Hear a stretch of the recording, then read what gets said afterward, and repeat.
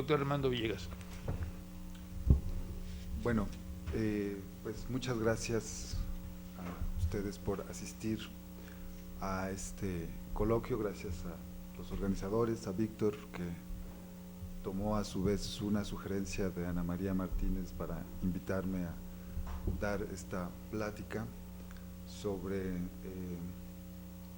pues uno de los pensadores más originales de la última mitad del siglo XX, y quizá junto con Alain Badiou, de aquellos filósofos sobrevivientes de esa generación del 68, que me parece han analizado en otras charlas en este mismo coloquio, y que, bueno, pues siguen dando de qué hablar. Alain Badiou y Rancière son, de hecho, de esa generación, pues los que más trabajo académico y teórico han realizado en el campo de los cruces de la estética y la política.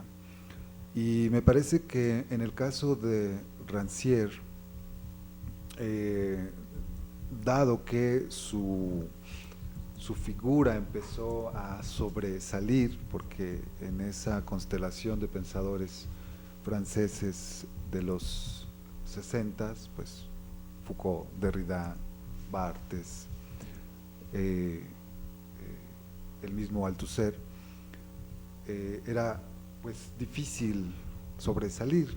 Entonces, en realidad, él, lo platicaba con Víctor hace un rato, él en el momento en que se para y hace una línea de demarcación de su propio pensamiento, es cuando empezó a cuestionar las jerarquías académicas, las jerarquías culturales, pero sobre todo las jerarquías políticas en el marxismo en ese momento todavía pues pujante.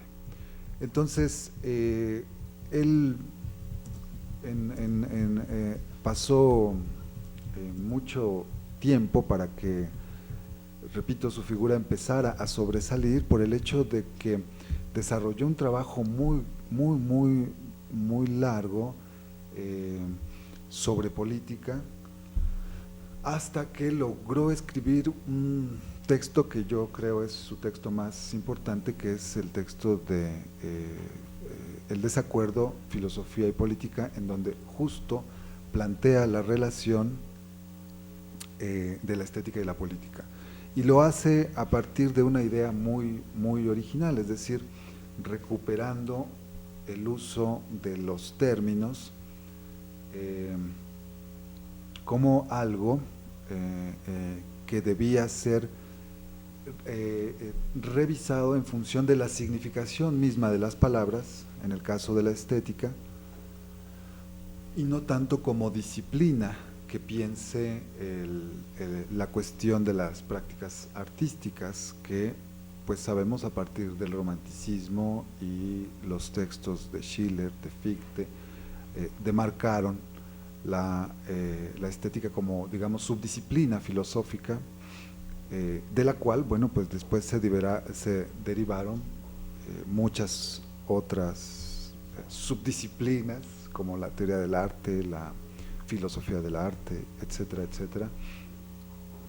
Y entonces esta recuperación del término estética lo hace, me parece a mí, solamente a condición de un trabajo metodológico muy específico, del cual quisiera hoy hablar, porque me parece que muchas veces cuando nosotros leemos a estos autores que trabajan las cosas del arte, pues leemos más sus contenidos que sus propias estrategias para interpretar. Y me parece que bien haríamos en comenzar a preguntarnos sobre los presupuestos epistemológicos que subyacen a determinada propuesta teórica a determinada propuesta de interpretación, como es en el caso de Rancière, porque de otra manera pienso no se los puede comprender bien. Y también, como me ha dicho Víctor, han hablado un poco de estas discusiones entre lo que se llamó bien o mal postestructuralismo, es decir, una serie de pensadores que cuestionaron el positivismo, el cientismo del estructuralismo de los años 60 y antes.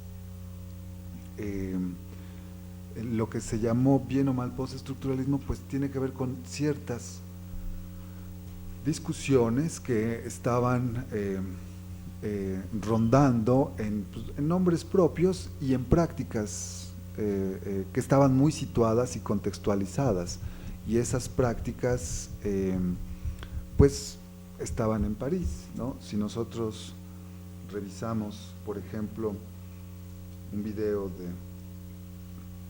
de Deleuze o de Lacan en el YouTube, pues nos daremos cuenta que la misma espacio-temporalidad, la crítica a la academia, estaba cambiando en gestos muy particulares, cotidianos, pequeños si se quiere, pero que para esa generación eran muy importantes, y que era, por ejemplo, el acomodo que se hacía de los espacios y la temporalidad de las discusiones, el acomodo que se hacía, por ejemplo, cuando revisamos que no eran como ahora, ¿no?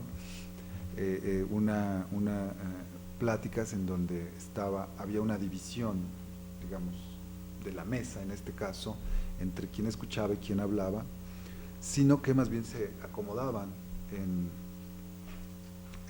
alrededor, por ejemplo, de Deleuze o de Lacan.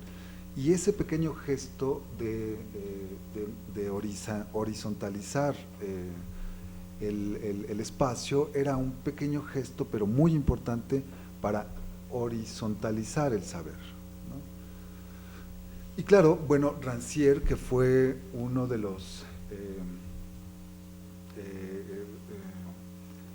filósofos de esta generación, abrevó de mucho de ese pensamiento crítico, del pensamiento sobre todo, creo, en su forma crítica de Althusser y sobre todo de Foucault, ¿no? Entonces quisiera un poco pues exponer cómo fue que Rancière llegó a pensar lo que piensa sobre el arte, sobre la estética y sobre la política, en franca discusión con nociones muy abstractas, franca discusión con nociones muy, para él, vacías, como las nociones de modernidad y posmodernidad, ¿no? Que es el momento de esa discusión en donde Rancière va a elaborar su propio pensamiento a cuenta no solamente de lo que es el arte, sino de lo que es también la política, pero también de lo que él llama sensibilidad,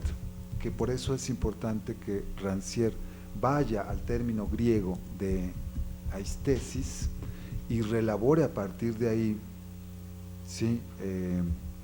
Su propia teoría de la estética, es decir, la va a entender como cierta configuración de lo que vemos, de lo que escuchamos, como la mirada y el oído e incluso la palabra son regímenes más que situaciones dadas por un sujeto.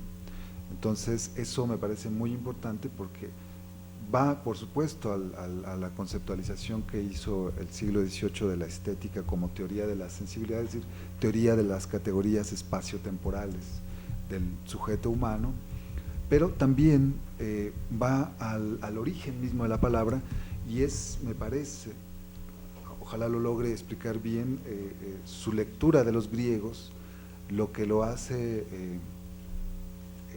un poco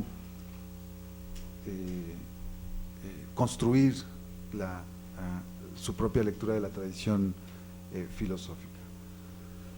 Bueno, voy a leer algunas partes, quisiera más bien irme deteniendo en algunas cosas que considero es necesario ahondar y que por la misma forma del texto no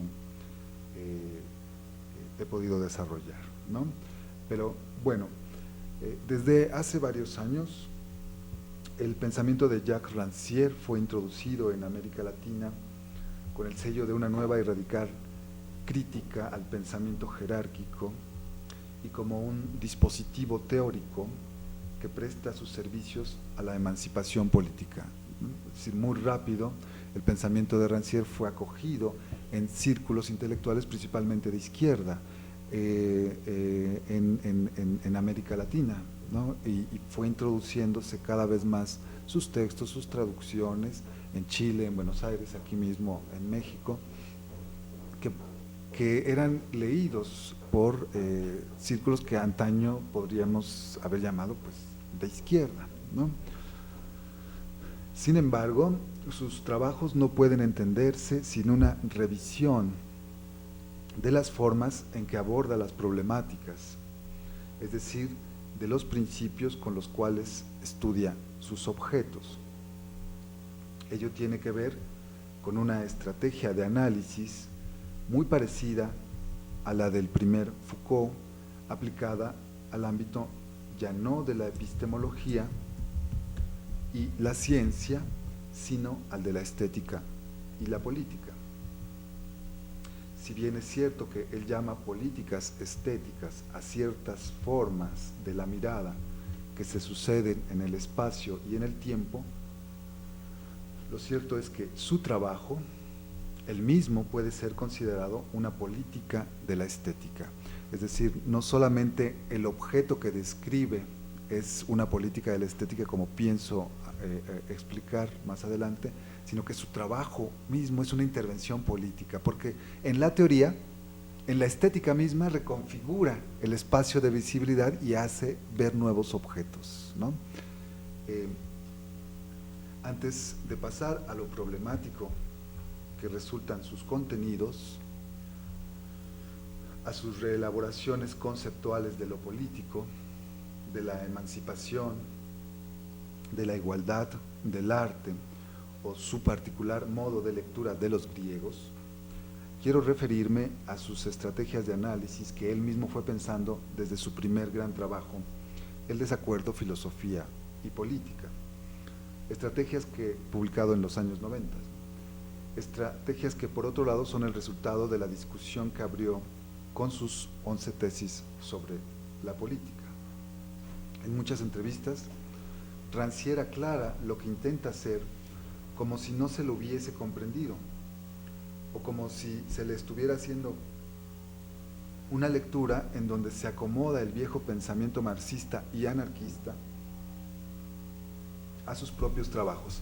Es decir, por ejemplo, cuando Rancière habla de la policía como un modo de configurar lo sensible que determina los lugares y los espacios en donde los seres humanos deben estar de acuerdo a la identidad que les corresponde, por ejemplo, este lugar con la identidad que yo tengo aquí, que traigo aquí, que es un lugar policial, porque determina que ustedes deben estar del otro lado y yo de este lado, porque, digamos, hay una institución que ha sancionado ciertos procedimientos para que unos estén de un lado y de otro lado. Bueno, eso Rancière es lo que denomina policía, ¿sí? Cierta forma de acomodo de los cuerpos en las colectividades. Y eso se confunde con la vieja noción de aparato de Estado, ¿no? Entonces Rancière dice, no, policía no es aparato de Estado, ¿sí? No es el Estado, no es la institución que centraliza el poder y a través de ciertos mecanismos, sobre todo ideológicos, nos coloca en determinados lugares, ¿no? Dice, no confundan, la policía no es el viejo concepto marxista de Estado. Entonces se empieza a aclarar todo el tiempo en sus entrevistas, si ustedes las leen, es como si hiciera grandes esfuerzos por ser comprendido, y como si el uso de sus propias distinciones no resultaran suficientemente explicativas para la academia. Y es por eso que hacer un esfuerzo por comprender sus estrategias de análisis es en sí mismo también un esfuerzo político y estético para visibilizar no lo que verdaderamente él dice, por Dios, eso no se puede hacer, desde Derrida pues no podemos hablar de eso, pero sí para leerlo, digamos, con justicia, no por sus similitudes con el viejo pensamiento de la emancipación, sino por sus diferencias y por sus novedades, creo yo. Bueno, así pues, esta intervención debe comprender dos partes. Por un lado, un análisis de la estrategia de Rancière y por otro lado, de sus contenidos más explícitos y las cosas que da lugar a pensar. Uno de esos textos, una de esas entrevistas en las que Rancière aclara su trabajo es desde luego la división de lo sensible. Ahí, Rancière deslinda su trabajo de la primera estética de la política a cuenta de una reelaboración del concepto de estética y de política, por supuesto. Dice Rancière, en ese trabajo, es una entrevista que le hacen sus alumnos, en donde le preguntan sobre las consecuencias para el arte de sus elaboraciones teóricas. Y él dice, esta estética, o sea, mi estética, la estética de Rancière, no debería ser entendida como la incautación perversa de la política por una voluntad del arte, por la consideración del pueblo como obra de arte.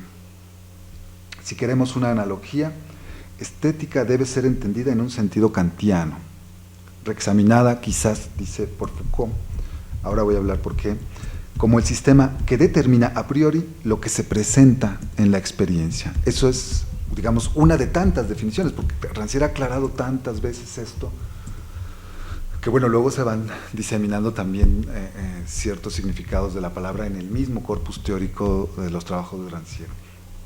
Dice, es estética entonces el sistema que determina a priori, ¿sí?, lo que se presenta a la experiencia. Y bueno, aquí hay que aclarar que lo a priori no es necesariamente lo anterior, como se entiende comúnmente, sino que a priori es lo que se determina universalmente, ¿no?, por principios lógicos, es decir, lo que ordena, si son principios de inteligibilidad que ordenan lo sensible, es decir, nuestras sensaciones, es decir, lo que escuchamos y lo que vemos en el tiempo, ¿sí? Esta separación entre la estética de la política de Benjamin y la de Rancière se refiere básicamente a dos cuestiones de método. Primero, aun cuando sean las mismas palabras, ellas nombran situaciones distintas. Estética y política para Benjamin refieren el fenómeno mórbido de la exaltación masiva en la política del fascismo, del bello horror, de la política del Estado produciendo a la masa ciega y sin posibilidad de dejar de verse interpelados por aquellos que los dominan, ¿no? Es decir, sabemos que es un término cargado de significación, ese sintagma estética de la política, pues ya tuvo una primera elaboración conceptual muy novedosa, por cierto, en el texto del arte en la época de su reproducción técnica de Benjamin, en donde Benjamin habla de cierta estética de la política, pues para referirse a esta estetización, es decir, al hacer de la política esta incautación perversa, al hacer del horror algo bello, ¿sí? Por eso analiza el manifiesto futurista, y en donde, digamos, la masa, una de las nociones de masa de Benjamin es ciega, y pues la masa se ve interpelada por sus dominadores. Y entonces esta estética de la política es justo de la que se quiere deslindar Rancière. Benjamin acuñó el término en un contexto muy específico en el que el romanticismo estaba en declive y en el que el propio vocabulario de Benjamin podía ser visto como una estrategia destructiva de las nociones conservadoras de su época. Por ejemplo, las nociones que Benjamin cuestionó Principalmente, bueno, pues fueron pues, en buena medida con nostalgia a veces el concepto de aura, ¿no? O el concepto de genio o el concepto mismo de obra y de creador, cambiándolos por nociones que él decía, pues eran un vocabulario que fuera inapropiable por el fascismo. Es decir, ¿por qué es importante hacer estas distinciones? Porque eso es lo que enseñó Benjamin, es decir, nosotros elaboramos un vocabulario para que no pueda ser apropiado por el adversario, ¿no? Por eso elaboran, por eso se hace teoría. Porque cada vez que nosotros usamos una palabra, una distinción, un concepto, pues arrastramos cierta semántica, y de eso se dio cuenta Benjamin, de que si usábamos ciertos vocabularios, pues arrastrábamos también cierta semántica que debía ser cambiada para que no fuera utilizable a fines conservadores, en el caso de Benjamin, o sea, y muy particularmente del fascismo, del nazismo, que estaba utilizando, por ejemplo, las categorías del romanticismo para sus propios fines perversos y todo lo que ello conlleva en la historia que ya conocemos, ¿no? Pero bueno, de eso es justo de lo que Rancière va a tratar de deslindarse. Rancière, por el contrario, ha elaborado una nueva noción de estética y una nueva noción de política, recuperando en el primer caso el sentido de la palabra en griego y el sentido de lo que posibilitó dicha palabra para las epistemologías, primero de Kant en el siglo XVIII y luego de Foucault. Y en el segundo, es decir, en el caso de la noción de política, contrariando todas las nociones de política que la inscriben a la derecha y a la izquierda en las formas de dominación. ¿Sí? Es muy claro, creo, la forma en que él reelabora el concepto de estética. Ahora lo vamos a tratar de delimitar un poco más. Y en cuanto a lo que se refiere al concepto de política, bueno, pues normalmente se inscribe, pues desde antiguo, en formas de dominación. Es decir, la política son estrategias, en Maquiavelo, por ejemplo, para conservar el poder, para mantenerlo y llevarlo a lo más tiempo posible, detentarlo. La política siempre tiene que ver con estrategias de dominación, con aparatos que sojuzgan, con la obediencia de determinado grupo de personas a otros, etcétera, etcétera.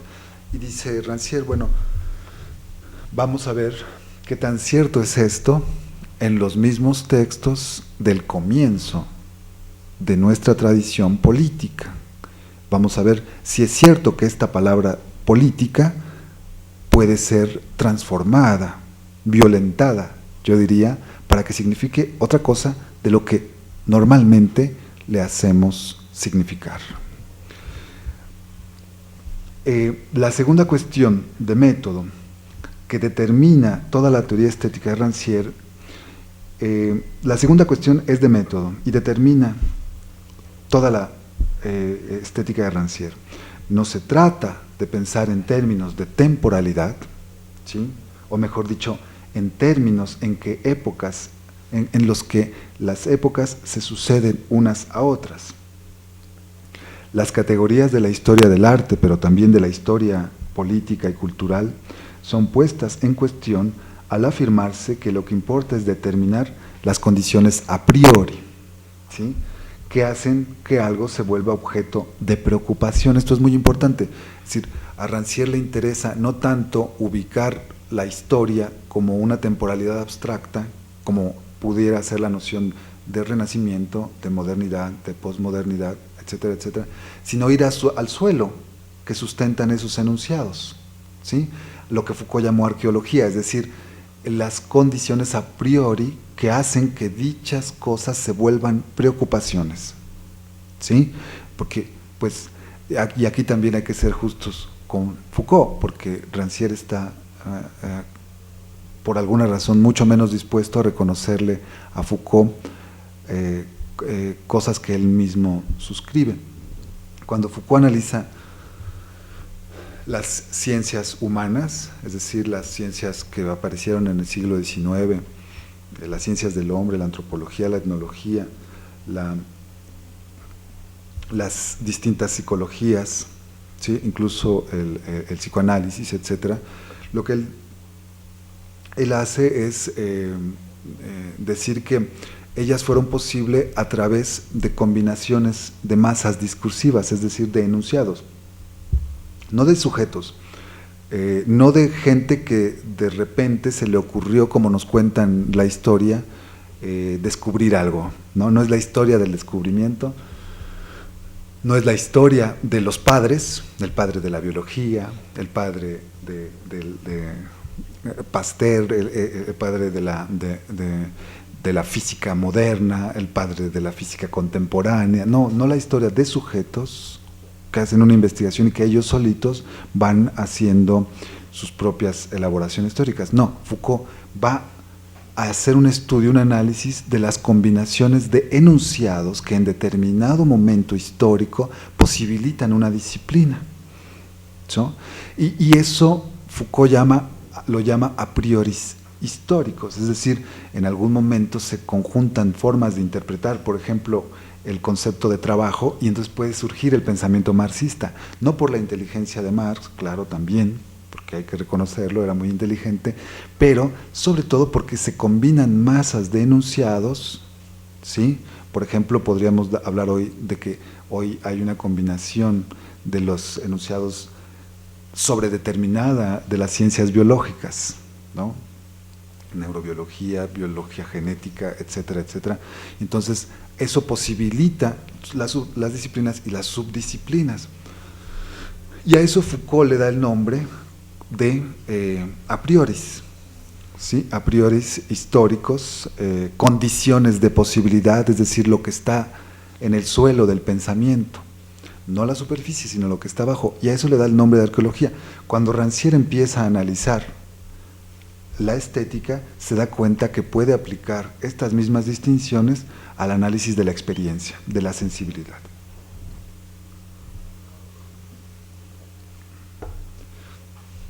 Y entonces, dichos a prioris eran condiciones de validez, eran enunciados de regularidad que posibilitaban que ciertas cosas sean dichas en el ámbito del caso de Foucault de las ciencias humanas. Y podríamos hablar de otro concepto de Rancière aquí, son regímenes de enunciación. Si ustedes quieren, son policías del discurso, es decir, regularidades en el discurso que nos hacen decir ciertas cosas, ¿no? Regímenes de enunciación, entonces, que debían suponerse en la construcción de una ciencia o de una disciplina. Casi de la misma manera, Rancière ha tratado de elaborar su noción de estética con base en tres distintos regímenes de identificación del arte, ¿no? Estética, dice Rancière, no es el nombre de una disciplina, es el nombre de una identificación específica del arte. Y más adelante aclara, nuevamente, siempre está aclarando, es una obsesión de este autor porque le parece que se deben usar estas categorías de cierta manera. Dice Rancière, en este texto, que es el de Políticas Estéticas, estética designará dos cosas, y eso lo hace en una nota al pie, por supuesto, así ya cansado de aclarar en el cuerpo del texto, lo hace en una nota al pie. Estética designa dos cosas: un régimen general de visibilidad, de inteligibilidad del arte, y un modo de discurso interpretativo que pertenece en sí a las formas de dicho régimen. Tal es, pues, la cuestión fundamental. No se trata de una teoría del arte, de una disciplina, de una especialidad incluso, sino de un régimen que, dentro de una teoría de lo social, puede analizar al arte como parte de ese régimen. Digamos, el arte, la forma en que nosotros vemos al arte, estaría también siendo parte de regímenes. A la hiperespecialización de nuestra academia, Rancière opone un régimen, formas de ver, formas de acomodar las cosas, los cuerpos, por supuesto, las colectividades, espacial y temporalmente. Es importante saber qué propuesta afirmativa se deriva de esa conceptualización, pero mucho más es importante saber qué es lo que se evita y qué denominaremos con Rancière confusiones en el mundo del arte y la política. Y uno de esas confusiones que Rancière quiere evitar con este entramado conceptual es la recurrencia a los conceptos de modernidad y posmodernidad. Desde hace tiempo, ambas nociones provocan confusión a la hora de referirse a los objetos que supuestamente describen. Desde las viejas discusiones entre los miembros de la Escuela de Frankfurt, todos los habermasianos, todos los postestructuralistas, incluso la cuestión de los trabajos académicos que parten de temporalidades poco claras, ¿sí? Pensemos en el texto fundamental de la posmodernidad, que es el de Lyotard, me parece a mí, La condición posmoderna, en donde él dice que, bueno, se acaba en la cultura la modernidad y que, dado ciertos análisis que él hace del mercado laboral, por ejemplo, en Canadá sobre todo, se estaría pasando en el mundo del trabajo a la época postindustrial, que fue otro término de los post, ¿no? Habría las épocas del post-trabajo, del del postindustrialismo, etcétera, etcétera, de la posteconomía, si todo era post. Y bueno, esas temporalidades son poco claras, no describen, ciertamente es como si al final de cuentas, aunque se aclare que, bueno, ciertas cosas o experiencias o procedimientos de argumentación modernos subsisten, bueno, se está ya entrando en otra etapa del pensamiento y de la cultura, etcétera, etcétera. Dice Rancière que esas nociones pretenden describir un estado temporal, pero que en realidad son categorías muy extensas, muy abstractas, en donde se juntan muchas experiencias. Fíjense, por ejemplo, él dice que bajo el concepto de modernidad se agrupan Hölderlin y Cézanne, ¿no? Mallarmé y Malevich, o Duchamp, ¿sí? Junto a un gran torbellino donde se mezcla la ciencia cartesiana, desde el siglo XVII, el parricidio revolucionario, la era de masas, se mezcla con el irracionalismo romántico, la prohibición de la representación con las técnicas de reproducción mecánica, lo sublime kantiano con la escena primordial freudiana, el ocaso de los dioses con la exterminación de los judíos. Entonces, dice Rancière, bueno, ¿por qué estas nociones son tan vacías, ¿no? Porque puedes juntar, y esto es en el área, digamos, de las ciencias, de las humanidades, de las disciplinas humanísticas. Si agregamos el concepto de modernidad que utiliza la ciencia natural, pues creamos todavía más confusión, porque pues modernidad para un físico, para un biólogo, pues es desde que existe el Homo sapiens, ¿no? Entonces eso va a causar lo que Rancière llama confusiones en el mundo del arte y de la política, ¿no? Esta confusión está bien documentada en los medios académicos. Cada vez que una noción es puesta a circular, al principio refiere un contenido singular, producto de una disciplina particular. Sin embargo, al paso del tiempo, esa noción se va cargando de significación a grado de perder su utilidad teórica, ¿sí? Si decimos modernidad, posmodernidad, bueno, pues ya como que se va gastando el concepto y no tenemos, como no quiero pensar que es por comodidad solamente, cuando no por pereza, no queremos ver las distinciones que existe, por ejemplo, en el arte de las mismas vanguardias, ¿no?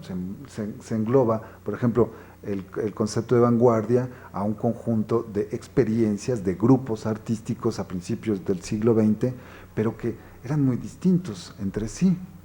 Por ejemplo, el futurismo y el dadaísmo, por poner dos casos absolutamente antagónicos, ¿no? Y también, en nombre de la posmodernidad, se habla del agotamiento de los valores modernos. Pero, ¿con qué criterios se delimitan esos valores? ¿A qué espacio-temporalidad se refieren? ¿En qué contexto de enunciación se utilizan? ¿Dónde empieza y dónde acaba la modernidad? Dividir el trabajo intelectual en periodos, en temporalidades, en épocas siempre conlleva la dificultad para delimitar y se corre el riesgo de subsumir las diferencias, y esto es un gran problema, se corre el riesgo de subsumir las diferencias, es decir, de no tratar la especificidad de los objetos, sino a condición de encasillarlas, de englobarlas en categorías muy generales, en aras de una categoría general que a la postre sea fácilmente deconstruible y quede sin operatividad descriptiva. Lo que Rancière demuestra, por ejemplo, es que se denuncian los agotamientos del arte, se dice que ha terminado el compromiso social del artista, se dice que estamos en una era post-utópica y que por ello el arte nada quiere saber de la estética ni de la política, cuando en realidad esta querella es tan vieja como la estética misma, como disciplina que estudia las cosas del arte.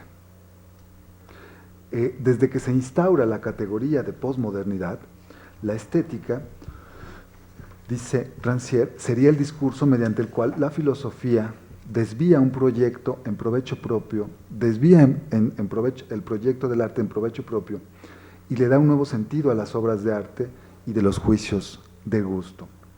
El malestar de la estética radicará entonces en trabajar con categorías prefijadas en lugar de construir nuevas. Es decir, hay un malestar, hay una acusación de los historiadores del arte y de los críticos del arte a la estética, que por un lado nada quieren saber de la política y nada quieren saber tampoco en las discusiones que Rancière reconfigura, ¿no? Nada quieren saber de la estética, es decir, la estética, ¿qué es eso? Eso es para filósofos, ¿no? Eso es abstracto, es etcétera, etcétera.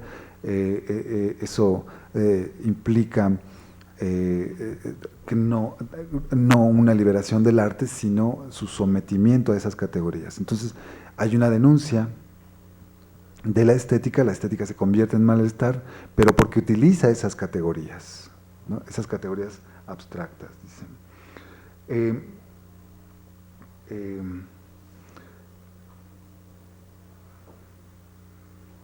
Pero la idea de Rancière es, en cuanto a la estética, y por ahí es su importancia, es que los contenidos del pensamiento del arte varían de acuerdo a los regímenes de visibilidad y no de acuerdo a temporalidades arbitrarias.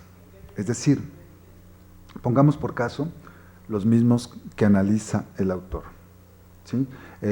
Rancière analiza una estatua muy clásica en el malestar de la estética, en las políticas estéticas, y es una estatua de Ludovici, la Juno de Ludovici, ¿sí? Y él dice que esta estatua puede pertenecer a tres regímenes distintos de acuerdo a las formas en que es pensable. Puede de hecho ser arte o no ser arte en el sentido actual, ¿no?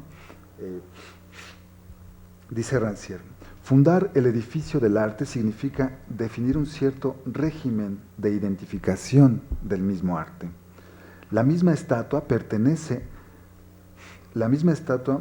puede ser arte o puede no serlo, o serlo de manera diferente de acuerdo al régimen de identificación sobre el que se asienta. Existe, en primer lugar, un régimen donde aquella es exclusivamente aprendida como una imagen de la divinidad. ¿Sí? Su percepción y el juicio sobre ella se encuentran subsumidos bajo las siguientes preguntas. ¿Es posible fabricar imágenes de la divinidad? ¿La divinidad hecha imagen es una verdadera divinidad?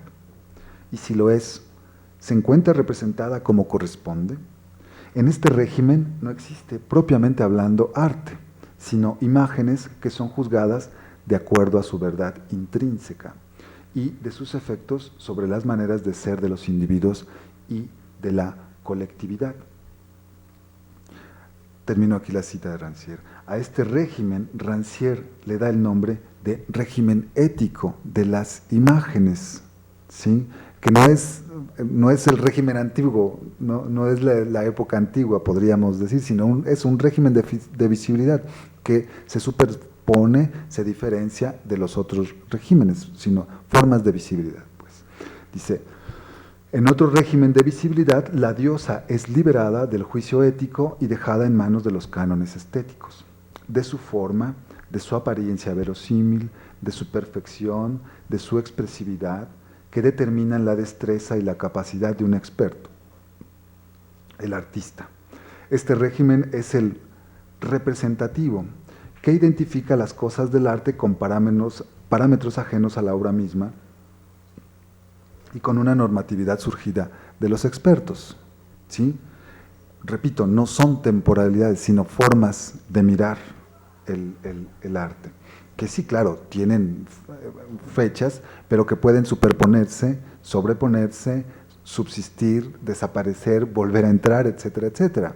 Por eso me parece a mí que todavía cuando vamos a una exposición nos dan una invitación que dice que también asistirá el creador. Pues yo siempre voy a las exposiciones y nunca lo veo porque pienso que ahora sí lo voy a ver y no es más que un artista el que está ahí, no el creador. Bueno, con todo lo importante que es que esté ahí el artista. Ahora bien, el tercer régimen es propiamente el estético, en el que, como hemos dicho, la palabra estética designa a la sensibilidad en un mundo compartido y no simplemente a los expertos y aficionados al arte, y no simplemente de los expertos y de los aficionados al arte. La Juno de Ludovisi es ahora pensada bajo la forma del juego, particularmente en un texto de un romántico del siglo XIX de Schiller.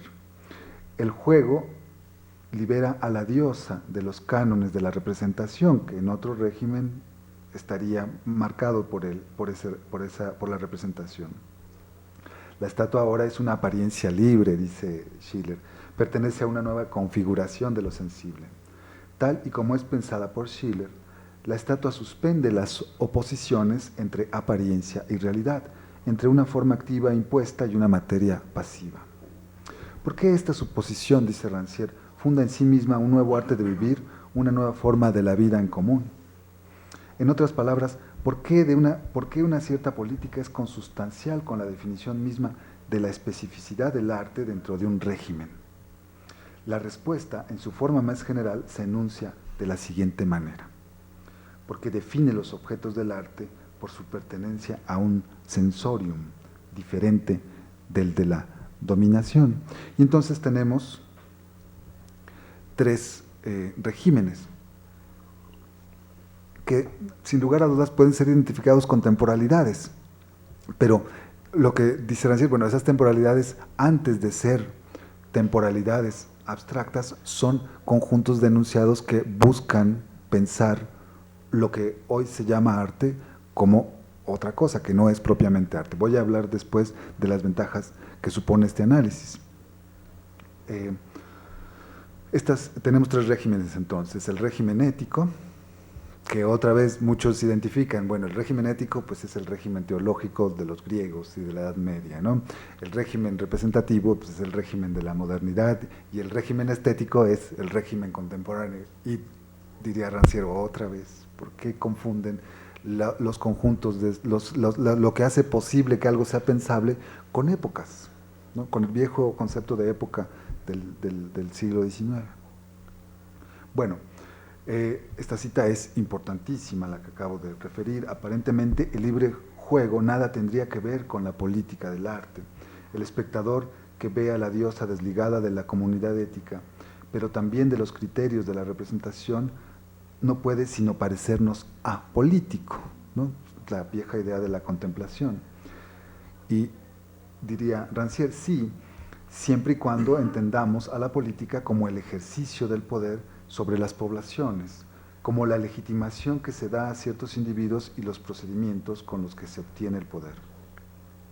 Si el juego y la apariencia fundan una nueva comunidad, es debido a que constituyen la refutación sensible de esta oposición de la forma inteligible. Y la materia sensible, que en realidad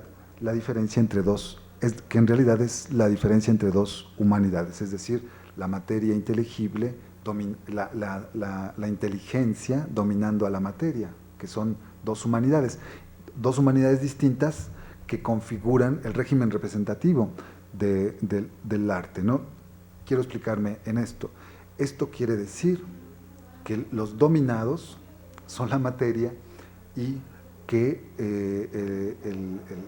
el artista, el especialista, es la inteligibilidad. Es decir, una vieja oposición del mundo antiguo, la dominación del alma sobre el cuerpo, sobre la materia.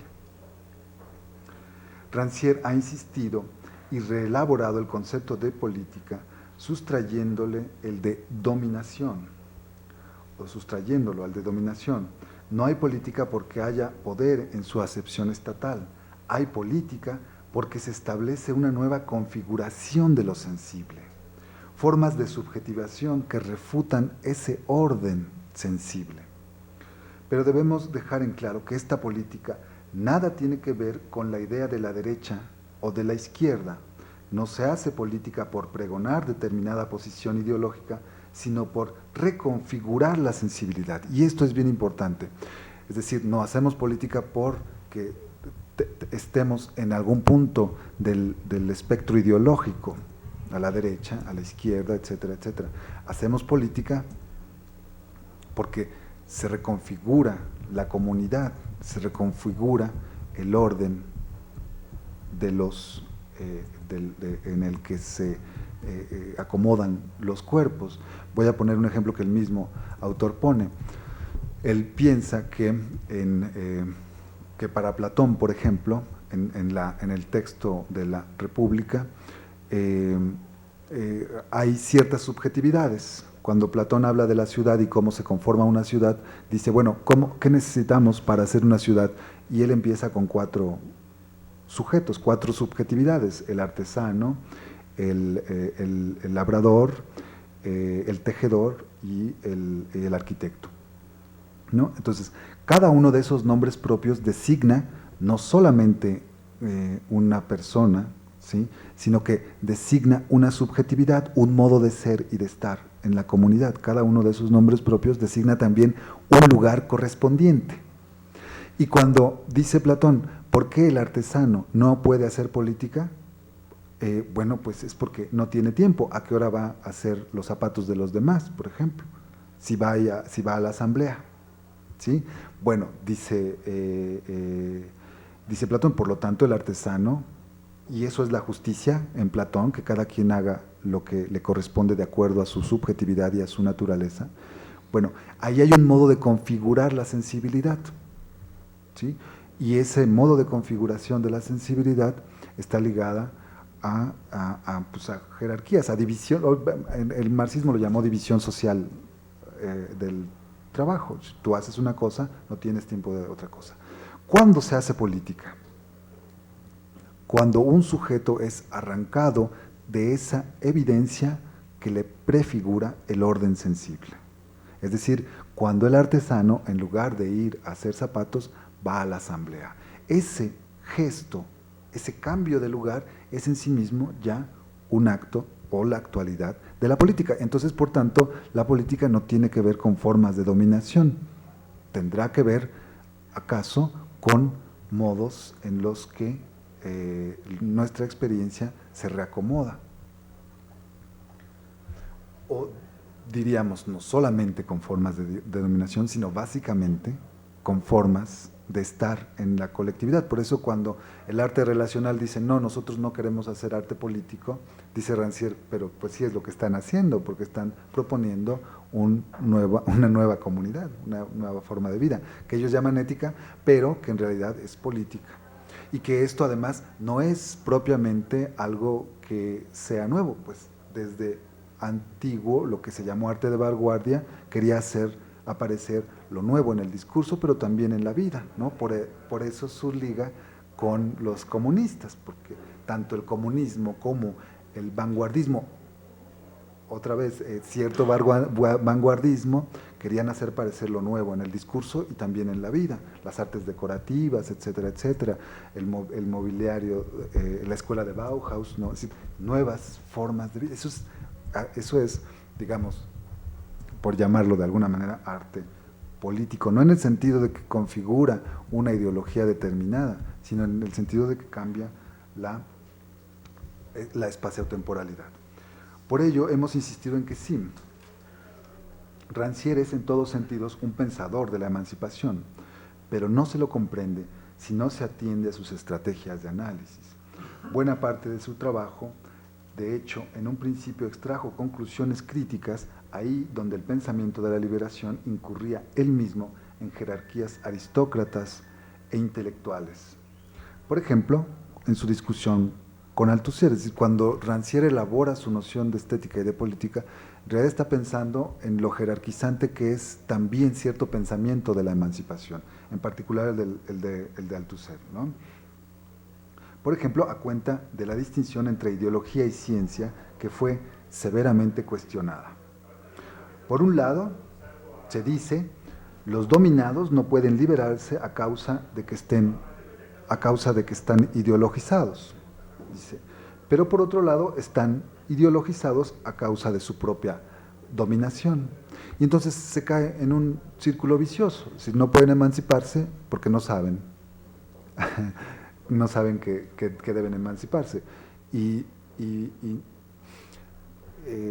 decir, no saben porque están dominados, pero están dominados porque no saben.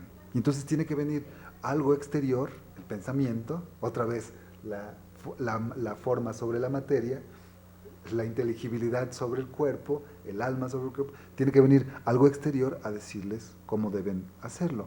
Y esto le plantea problemas al arte crítico, quiero terminar con eso, le plantea problemas al arte crítico porque el problema del arte crítico podría ser también el mismo del althuserianismo, ¿sí?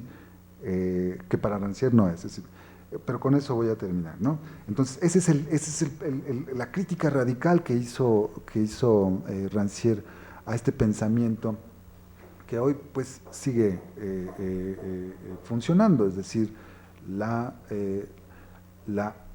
inteligencia sobre la masa, la inteligencia sobre el cuerpo. Este círculo vicioso plantea que debe venir alguien de afuera que les enseñe a estos sujetos cómo deben liberarse, es decir, el filósofo, el científico, el técnico y en definitiva el experto. Desde el trabajo sobre la noche de los proletarios, un trabajo que hizo Rancière, de sus primeros trabajos, Rancière se dio cuenta que rara vez los dominados requieren que alguien les diga cómo deben liberarse y por ello trabajó en modos de análisis en donde sus propios conceptos fueran un intento de reconfiguración de la sensibilidad en lo teórico, ¿no? ¿Cómo lo hizo? Dice Rancière, es que aquí el uso de las distinciones es muy importante. Esto es algo muy digamos, común en Rancière, porque él dice que es la forma en cómo pensamos lo que reconfigura también los conceptos que utilizamos, lo que reconfigura la sensibilidad. Y él dice, siempre trato de pensar en términos de distribuciones horizontales, combinaciones entre sistemas de posibilidades, no en términos de superficie y sustrato. Cuando uno busca lo oculto sobre lo aparente, por ejemplo, la distinción de ideología y ciencia, una posición de dominio es establecida. He tratado de concebir una topografía que no presuponga esta posición de dominio. Estas distribuciones son precisamente las que posibilitan que categorías valorativas y por tanto jerárquicas como la del especialista y la del no especialista, la de la ciencia y la de la ideología, den el paso al análisis de la igualdad como condición de la política misma. Eso, en filosofía, es justo lo que Rancière llama condiciones de posibilidad del pensamiento. Es decir, en el tema que nos convoca, no responder a la pregunta que normalmente haría un experto, como qué es el arte, cuáles son sus objetos, en qué etapa de la estética moderna o posmoderna estamos, qué implica la desolación del arte utópico o la indiferencia del arte puro. No haríamos ese tipo de preguntas, sino más bien mostraríamos en qué momento estas preguntas fueron posibles, por qué fueron pensadas, ¿sí? Es decir, no preguntamos en qué etapa del arte estamos, en qué época del arte, si arte contemporáneo.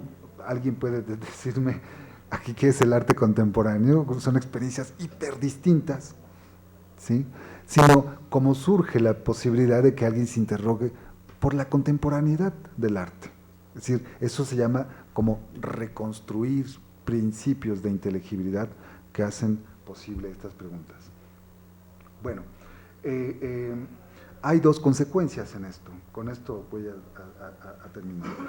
La primera es la que plantea la posibilidad de generalizar las artes como una cuestión que tiene que ver con la vida y no meramente con un conjunto de especialistas. Hoy el término estética designa más un modo de estar en la vida y en la comunidad y no tanto un modo de representar los objetos del arte o un modo de legitimarlos por los expertos. Y la segunda es que se reconfigura, por supuesto, a partir de esa noción, el concepto de política. ¿Por qué el arte tendría que ver con la vida?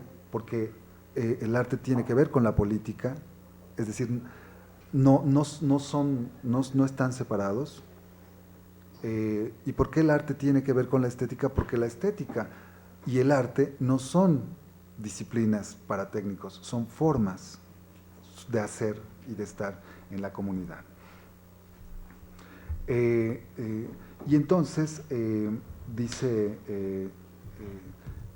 Rancière, y con esto voy a terminar, es decir, el arte sería como parte del régimen, lo que llamamos arte sería como parte del régimen estético en el cual configuramos nuestra forma de vivir, ¿sí? Por eso, con esto termino, la singularidad del arte está ligada a la identificación de sus formas autónomas con formas de vida y con posibles políticas. Bueno, muchas gracias. Muchas gracias al doctor Armando Villegas.